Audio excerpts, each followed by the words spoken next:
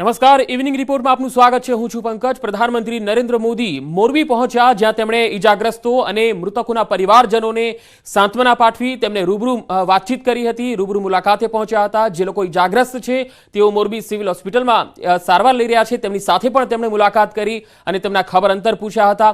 લગભગ 26 થી 30 જેટલા જે અલગ અલગ પરિવારજનો છે તેમને તેઓ મળ્યા, ઈજાગ્રસ્તોને તેઓ મળ્યા, સાથે સાથે તેમણે સાંત્વના આપી, સરકાર પૂરી રીતે તેમની સાથે ખડે પગે છે એ પ્રકારે તેમની સાથે વાતચીત પણ કરી, ખાતરી આપી અને ત્યારબાદ તેઓ એસપી કચેરીએ પહોંચ્યા, જ્યાં તેમણે એક રિવ્યુ મીટિંગ કરી અધિકારીઓ સાથે અને મંત્રીગણ સાથે રિવ્યુ મીટિંગ કરી અને આ સમગ્ર મામલે કડક કાર્યવાહી થાય એવી નિર્દેશ આપ્યા, એવી સૂચના આપી છે।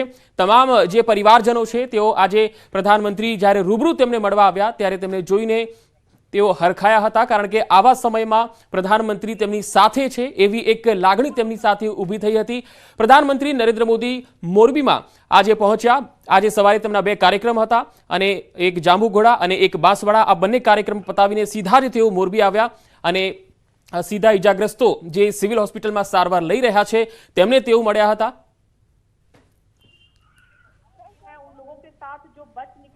रिव्यू मीटिंग में जे लोगों ने कॉम्पन्सेशन प्रोवाइड करवानी थी बधु पहुंचाड़ी दीधुं छे। एक्सग्रेशिया पेमेंटनु पण जे वात हती ए पण पहुंचाड़ी दीधुं छे। अमे रेस्क्यूनी कामगीरी हजी चालू राखी छे। आवतीकाले सवार सुधी पण शोधकाम चालू रहेशे। थोड़ीक ज वार पहला वडाप्रधान नरेंद्र मोदी मोरबीनी हाल જ્યારે મુલાકાતે છે ત્યારે તેઓ સિવિલ હોસ્પિટલની પણ મુલાકાતે આવ્યા હતા। ત્યારે આપણી સાથે આરોગ્ય વિભાગના additional chief secretary Manoj Agrawal sir આપણી સાથે છે। આપણે તેમની સાથે વાતચીત કરવાનો પ્રયત્ન કરીશું। શું કહેશો સર, થોડીક જ વાર પહેલા વડાપ્રધાન અહીં સાથે આવ્યા હતા, કયા પ્રકારની વાતચીત થઈ હતી? આપે પણ કયા પ્રકારનું બ્રીફિંગ કર્યું છે? દર્દીઓ સાથે પણ તેમને વાતચીત કરી હતી, શું કહેશો? જે હોનારત બની એ બાબતમાં માન્ય વડાપ્રધાનશ્રીએ સહાનુભૂતિપૂર્વક જે અહીંયા દર્દીઓ દાખલ છે એમની મુલાકાત લીધી, એમને પૃચ્છા કરી અને એમને શું એમને બન્યું, શું બનાવ બન્યું એ બાબતમાં પણ જાણ્યું અને અહીંયા આવીને કેવી રીતની એમને સારવાર મળી એ બાબતમાં પૃચ્છા કરી અને એ તમામ બાબતોથી માહિતગાર તેઓશ્રીને કરવામાં આવ્યું અને એ બાબતથી દર્દીઓને પણ એક સંતોષ એ લોકોએ માણ્યું કે દેશના સર્વોચ્ચ જે લીડર છે આપણા વડાપ્રધાન સાહેબ તેઓશ્રીએ એમની પૃચ્છા કરી। ખાસ કરીને આપણી સાથે પણ વાતચીત થઈ હશે, આપે તેમને કયા પ્રકારની માહિતગાર કર્યા છે કે જે પ્રમાણે પરમ દિવસે આ ઘટના ઘટી ત્યારબાદ સિવિલ હોસ્પિટલ, કારણ કે અમે પણ સતત અહીં છીએ, સિવિલ હોસ્પિટલનો અમે રોલ જોયો છે, તમામ નર્સિંગ સ્ટાફ હોય કે તબીબી સ્ટાફ હોય રાઉન્ડ ધ ક્લોક સાથે હતો, ખડે પગે હતો, શું કહેશો આ વિશે? આરોગ્ય વિભાગમાંના એક મોરબી હોસ્પિટલ, રાજકોટ હોસ્પિટલ અને એની સાથોસાથ અમુક પ્રાઇવેટ હોસ્પિટલો પણ એમાં ખૂબ જ મોટો ભાગ ભજવ્યો। કુલ મળીને જે દર્દીઓ 257 જે છે એ થયા અને એ પૈકી આપણે જાણીએ છીએ કે અમુકનું મૃત્યુ પણ ત્યાંના ત્યાં સ્થળ ઉપર થઈ ગયું હતું, પણ એમને બધાને અહીંયા લાવીને એમનું તમામ જે પેપરવર્ક છે એ પણ બહુ ઝડપથી અહીંયા પૂર્ણ કરવામાં આવ્યું અને એમને સગાઓને એ જે છે એમાં તમામ પ્રકારની મદદ, સાંત્વના, સહાનુભૂતિ એમને જે કાંઈ બની શકતું હતું એ કરવામાં આવ્યું। એના માટે હોસ્પિટલનો તમામ સ્ટાફ સતત અત્યાર સુધી ખડે પગે રહ્યો છે। કે વડાપ્રધાન અહીં આવ્યા હતા, ન માત્ર દર્દીઓ સાથે વાતચીત કરી પરંતુ તેમના જે સગાવાલા હતા તેમની સાથે પણ વાતચીત કરી, સાથોસાથ એડીસી સર છે તેમના દ્વારા વડાપ્રધાનને પણ માહિતી આપવામાં આવી કે કયા પ્રકારે રોલ છે તે ન માત્ર મોરબી હોસ્પિટલ પરંતુ જે અન્ય ખાનગી હોસ્પિટલ છે સાથોસાથ પીડીયુ રાજકોટ હોસ્પિટલનો પણ રહ્યો છે। કેમેરામેન અભય ત્રિવેદી સાથે અંકિત પોપટ, ન્યૂઝ 18 ગુજરાતી, મોરબી। તમારી દીકરી સાથે વાતચીત કરી હતી કારણ કે તે પણ ઘટનાની સાક્ષી હતી? મારી બે દીકરીને પૂછ્યું તો શું નામ છે એટલે કે પૂર્વા, બસ બીજું કંઈ બોલ્યા। તમારી સાથે શું વાતચીત થઈ? શું વાતચીત થઈ? એ એટલું એમ જ કીધું કેમ છો, મજામાં અને કેવી રીતના થયું, બસ એ જ પૂછ્યું કે તંત્રએ કઈ મદદ કરી? ના, એવું કશું કાંઈ નથી બોલ્યા, એટલું જ બોલ્યા કેમ છો અને કેવી રીતના થયું, બસ આ જ। શું જલ્દી સ્વસ્થ થઈ જશો એવી વાતચીત? હા હા, એમ બોલ્યા કે જલ્દી સાજા થઈ જશો તમને। આ બધા ડોક્ટરો ધ્યાન રાખશે એવું કશું? હા, ના એવું કશું નહીં બોલ્યા। શું વાતચીત શું કરી? બસ આવ્યા એટલે એમને એમ જ કીધું કેમ છો। ચોક્કસ અહીંયા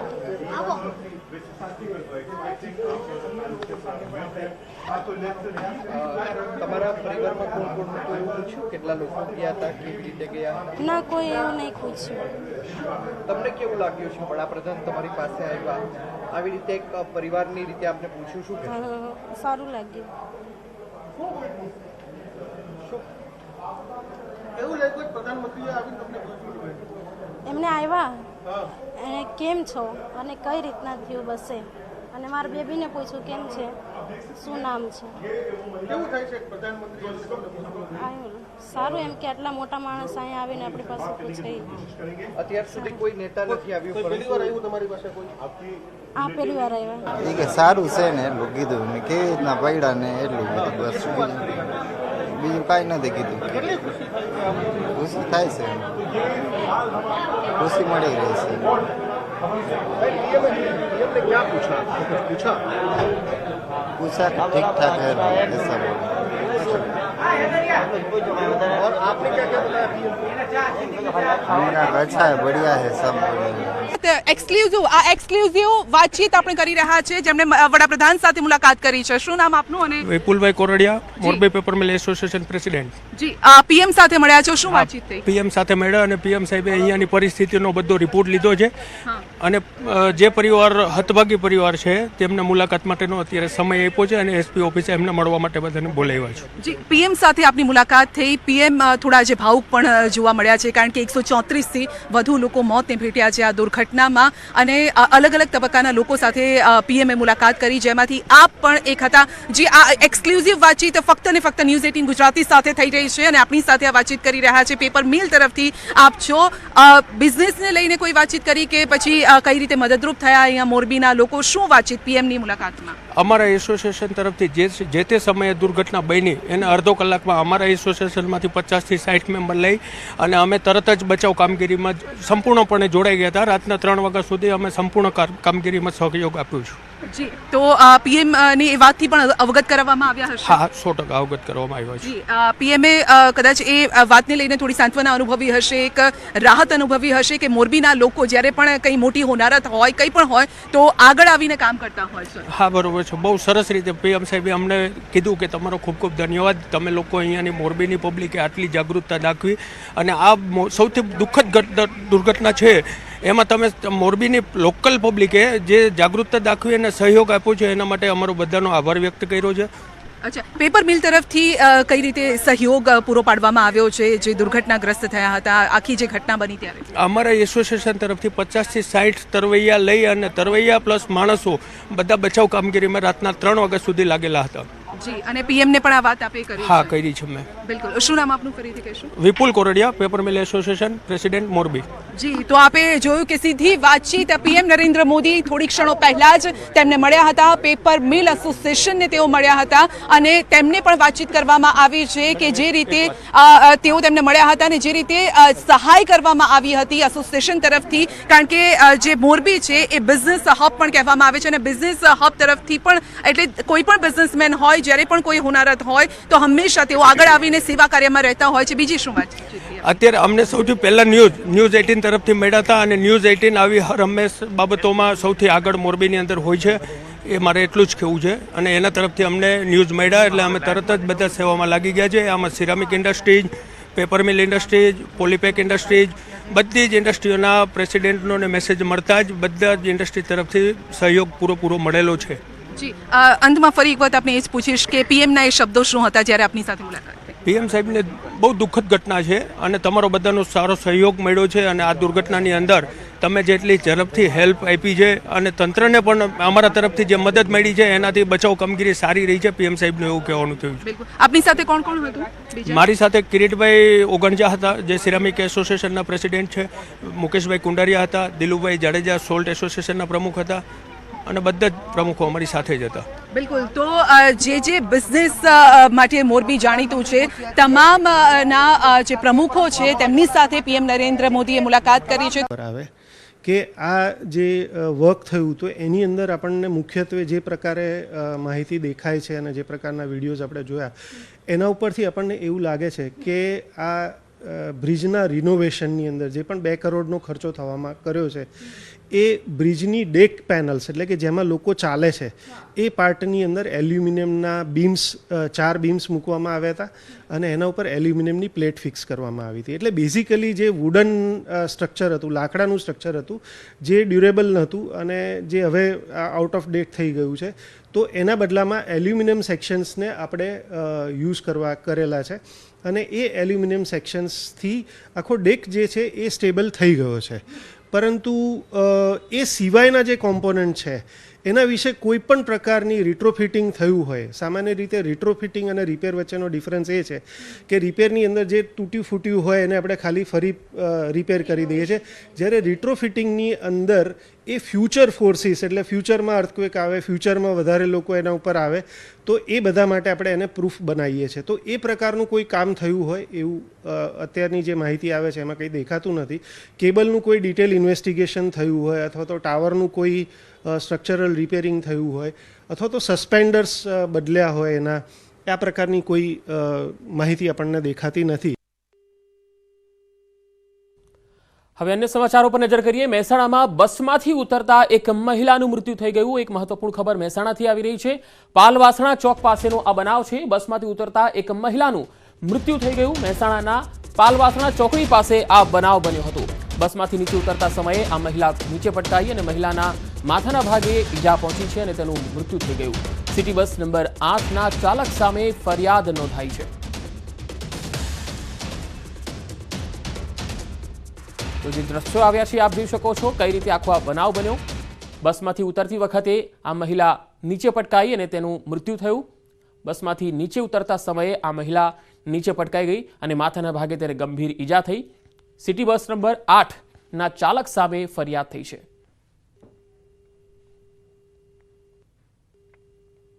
તો આખી આ ઘટના કઈ રીતે બને છે એ આપ જોઈ શકો છો. જે સીસીટીવી કેમેરા છે તેના આધારે આખી આ ઘટના જોઈ શકાય છે.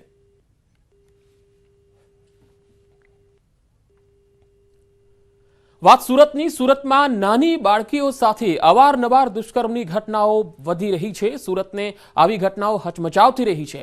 વેસુ વિસ્તારમાં પોલીસ સ્ટેશન વિસ્તારની હદમાં જ 2.5 વર્ષની બાળકી સાથે દુષ્કર્મની ઘટના સામે આવી છે. ટ્રક ડ્રાઈવર સુરજીતે બાળકીને ઘર પાસે ઉપાડી જઈ દુષ્કર્મ આચર્યું હતું. મહિલા કોન્સ્ટેબલની પ્રશંસનીય કામગીરીથી બાળકીનો આબાદ બચાવ થયો.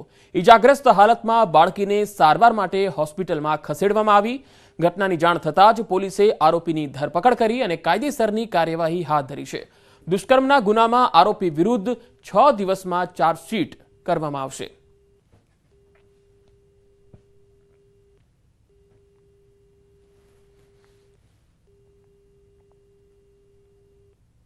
L&Tની કોલોની છે અને ગેલની જગ્યા છે કંપનીની.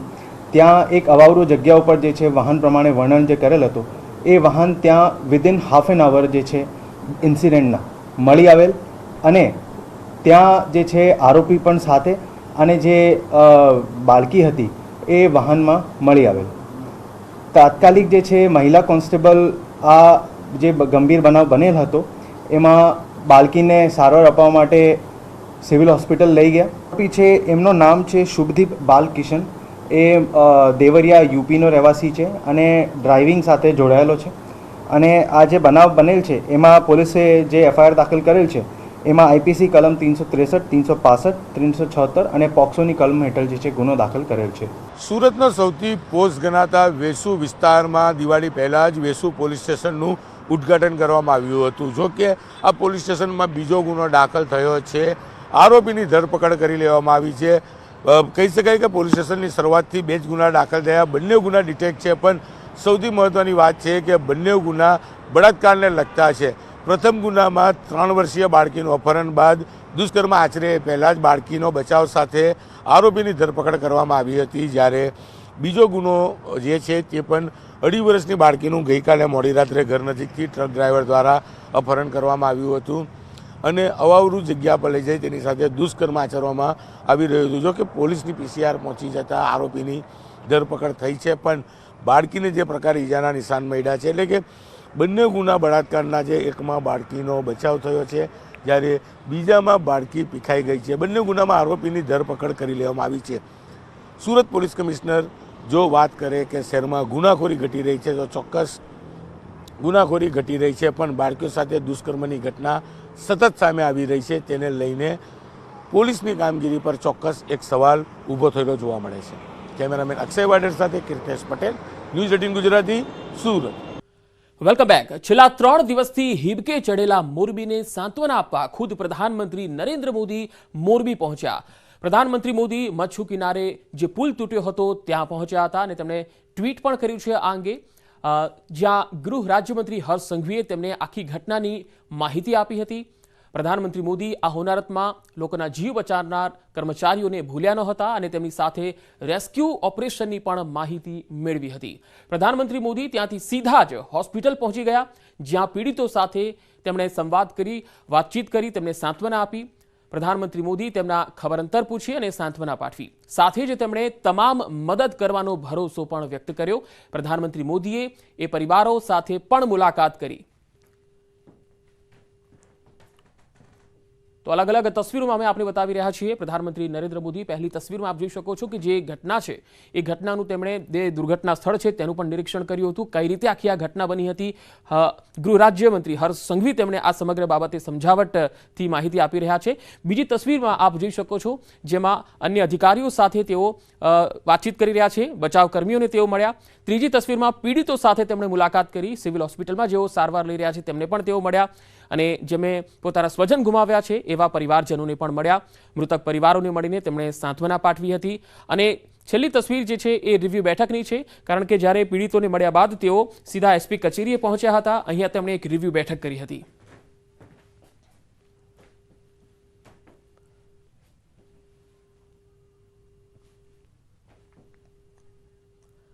અને હવે એક મહત્વપૂર્ણ ખબર આવી રહી છે પંચમહાલથી. પ્રભાતસિંહના પુત્રવધુનું નિવેદન. કાલોલના ધારાસભ્ય છે સુમનબેન ચૌહાણ અને એક મહત્વપૂર્ણ નિવેદન આવ્યું છે. પ્રભાતસિંહના પુત્રવધુએ નિવેદન આપ્યું છે. આમ તો પ્રભાતસિંહ જે કોંગ્રેસમાં જોડાઈ ગયા છે અને હવે કાલોલના ધારાસભ્ય છે સુમનબેન ચૌહાણ અને તેમણે જે નિવેદન આપ્યું છે કે એ એમનો વ્યક્તિગત નિર્ણય છે. હું તો ભાજપમાં જ છું અને ભાજપમાં રહેવાની છું. મારો પરિવાર પણ ભાજપમાં જ છે. તેમના જોડાવાથી ભાજપને નુકસાન નહીં થાય એવું તેમના પુત્રવધુનું કહેવું છે. તો પ્રભાતસિંહ ચૌહાણ કે જેઓ કોંગ્રેસમાં જોડાઈ ગયા અને હવે તેમના જે પુત્રવધુ છે જેઓ કાલોલના ધારાસભ્ય પણ છે સુમનબેન ચૌહાણ, તેમણે આજે નિવેદન આપ્યું છે. તેમણે કહ્યું છે કે પાર્ટી છોડવી એ એમનો વ્યક્તિગત નિર્ણય છે. હું તો ભાજપમાં છું અને ભાજપમાં જ રહેવાની છું અને ભાજપને કોઈ નુકસાન નહીં થાય તેમના કોંગ્રેસમાં જોડાવાથી. આજરોજ મારા સસરા પ્રભાતસિંહ ચૌહાણ એ કોંગ્રેસમાં જોડાયા, એમનો વ્યક્તિગત નિર્ણય. બીજું કે હું ભારતીય જનતા પાર્ટીની જ છું, ભારતીય જનતા પાર્ટીમાં રહેવાની છું. મારો પરિવાર પણ ભારતીય જનતા પાર્ટીમાં છે. પાર્ટીને કોઈ નુકસાન નહીં થાય. અને અગાઉ પણ અમે લોકસભાની અંદર 1 લાખની ભારતીય જનતા પાર્ટીએ લીડ આપી હતી અને હવે પણ ભારતીય જનતા પાર્ટીને કોઈ નુકસાન થાય નહીં. તો ભાજપના પૂર્વ સાંસદ પ્રભાતસિંહ ચૌહાણ ફરી કોંગ્રેસમાં જોડાઈ ગયા. 27 વર્ષ પહેલા ભાજપમાં આવેલા પ્રભાતસિંહ હવે કોંગ્રેસના બની ગયા. અમિત ચાવડાએ ખેસ પહેરાવીને તેમને કોંગ્રેસમાં આવકાર આપ્યો હતો.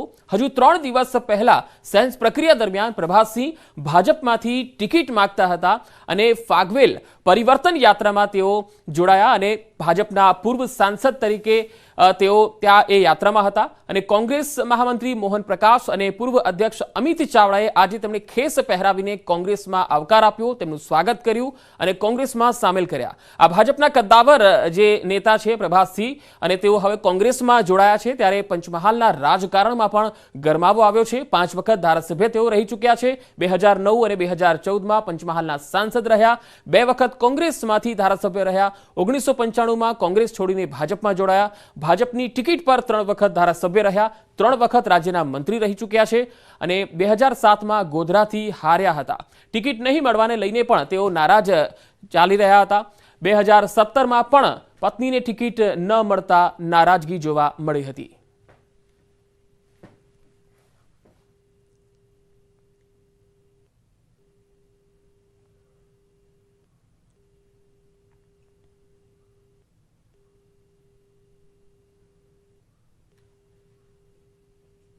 તો કોંગ્રેસમાં જોડાયા બાદ પ્રભાતસિંહે ભાજપ પર પ્રહાર કર્યા. ખેસ બદલાતા જ પ્રભાતસિંહના શબ્દો પણ બદલાઈ ગયા. સાંભળો તેમણે શું કહ્યું. તમે ગુજરાતની અંદર ભાજપનું શાસન જોયું અને જોયું એટલે મારો આત્મા એટલો બધો દુભાયો છે સાહેબ કે હવે મારે આ ગુજરાતમાં અને મારા પંચમહાલમાં હવે કોંગ્રેસનું શાસન કોંગ્રેસની સીટો બધી જીતાડીને લાવવા માટે હું જોડાયો છું. જાણે કે કોઈ કમિટમેન્ટ સાથે આવ્યા હોય એમ પ્રભાસી ચૌહાણે દાવો કર્યો કે હું ચૂંટણી લડવાનો છું. જો કે બાદમાં અહેસાસ થતા કહ્યું કે પાર્ટી કહેશે તો લડીશ.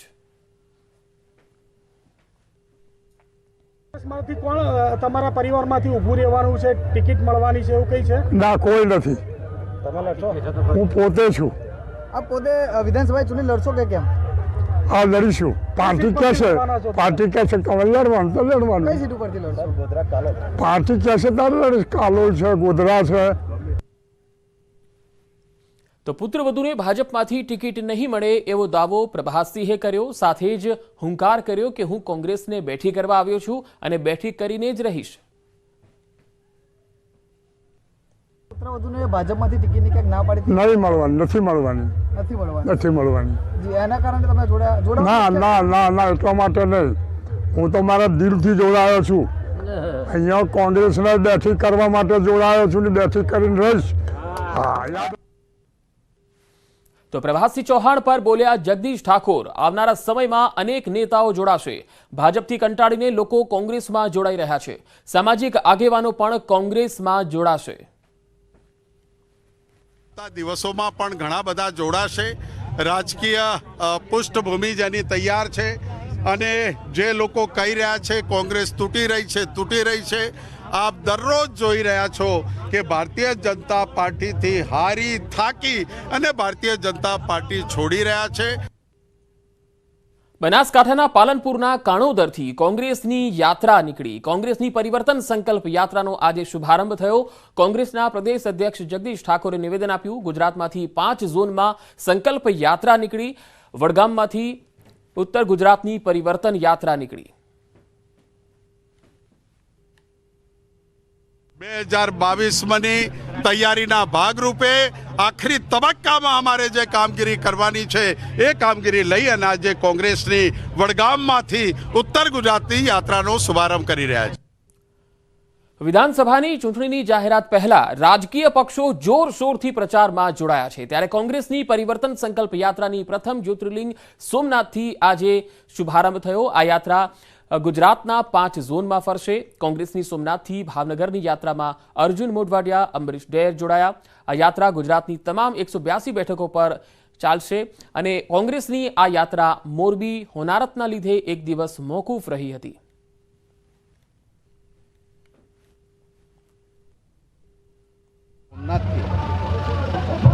આ યાત્રાનો પ્રારંભ થયો છે અને આ સાથે જુદા જુદા દિશાઓમાંથી 5 પરિવર્તન યાત્રાઓ નીકળી છે કોંગ્રેસની અને 182 બેઠકો પર જવાની છે. તો ગીર સોમનાથથી આ યાત્રાનો શુભારંભ કર્યો અને ગીર સોમનાથથી ભાવનગર સુધીની આ યાત્રા છે, જેમાં અર્જુન મોઢવાડિયા સહિતના કોંગ્રેસના દિગ્ગજ નેતાઓ જોડાયા.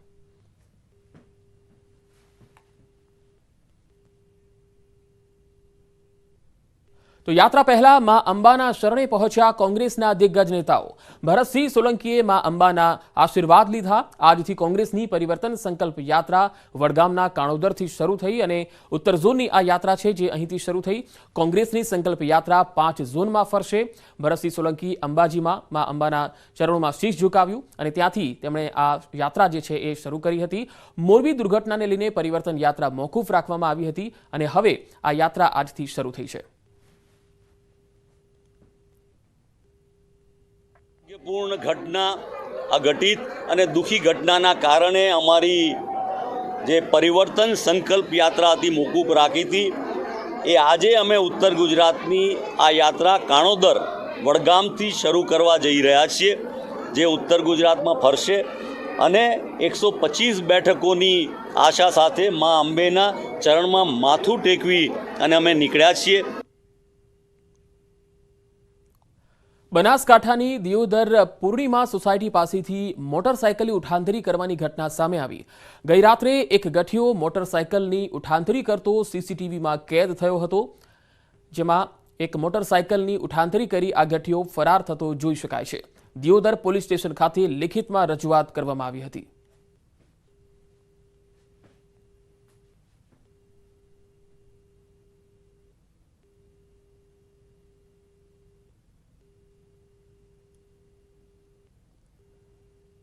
તો સીસીટીવીના આ દ્રશ્યો આપ જોઈ શકો છો, જેમાં એક મોટરસાયકલ પર એક વ્યક્તિ જે છે એ ચાલતો ચાલતો આવે છે, તેના ઉપર બેસે છે, આસપાસ જોવે છે કે કોઈ નથી આવતું, ત્યારબાદ એ આ મોટરસાયકલની ઉઠાંતરી કરીને લઈને જાય છે.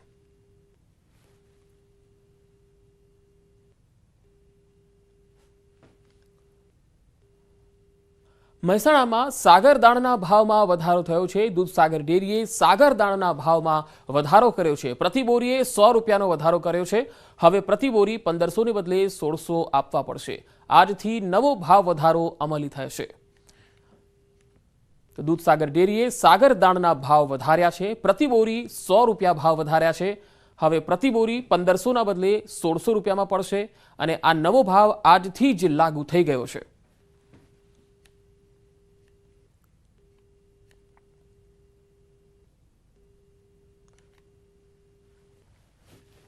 તો મહેસાણામાં દૂધસાગર ડેરીએ સાગરદાણના ભાવમાં વધારો કર્યો છે. સાગરદાણના ભાવમાં પ્રતિ બોરીએ 100 રૂપિયા વધારવામાં આવ્યા છે. જે અત્યાર સુધી 1500 રૂપિયામાં પ્રતિ બોરી મળતી હતી એ હવે 1600 રૂપિયામાં મળશે, એટલે કે 100 રૂપિયા વધારે આપવા પડશે. આ નવો ભાવ વધારો આજથી જ અમલી થઈ ગયો છે.